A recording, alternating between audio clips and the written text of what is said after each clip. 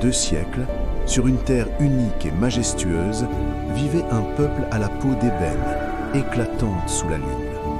Sous l'ardeur du soleil, son teint prenait la couleur du bronze, et l'homme avançait en parfaite harmonie avec la terre africaine, comme si leur destin ne faisait qu'un. Dans les villages, les griots mandingues chantaient la gloire de Soundiata Keita, le lion du Mali. Chaque pas de danse devenait une prière, chaque rythme une explosion de joie illuminant les visages. Des masques d'orons qui semblaient s'élancer vers le ciel, au rituel sacré des Yoruba, l'esprit des ancêtres guidait la communauté et veillait sur chaque geste de la vie. L'art n'était pas un simple décor, il était l'expression même du souffle de la vie. Les sculpteurs baoulés façonnaient le bois avec une précision sacrée, tandis que le bronze du Dahomey racontait déjà la puissance et la fierté du roi Béhanzin. Forgerons et orfèvres domptaient l'acier et l'or, pendant que les teintures indigo et le bogolan tissaient, motif après motif, la mémoire vivante de ces empires.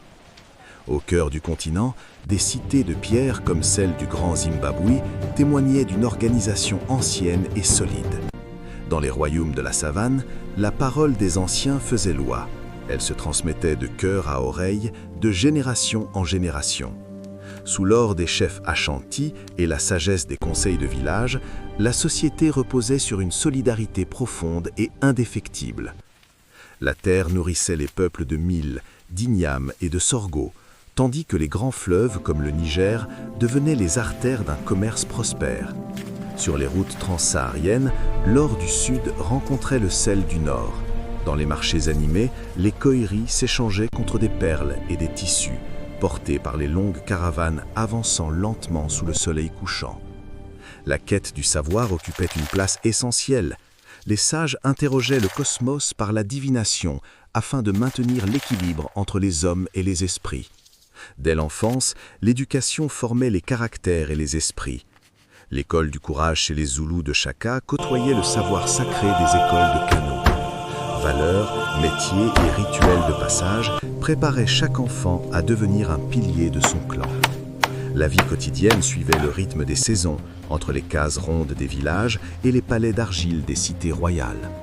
Et lorsque le corps faiblissait, les guérisseurs Nanga, maîtres des plantes, des racines et des eaux divinatoires, rétablissaient l'harmonie du corps et de l'esprit grâce à une science transmise depuis des générations. Mais lorsque l'ombre approcha et que l'histoire devint menaçante, les peuples se levèrent avec courage. Des cavaliers de Samori Touré aux légendaires Amazones du Dahomey, des hommes et des femmes défendirent leurs terres avec une détermination inébranlable. Ainsi pulsait l'Afrique précoloniale, une civilisation de génie, de dignité et d'harmonie portée par la mémoire des ancêtres et la force d'un peuple qui n'a jamais cessé de se relever.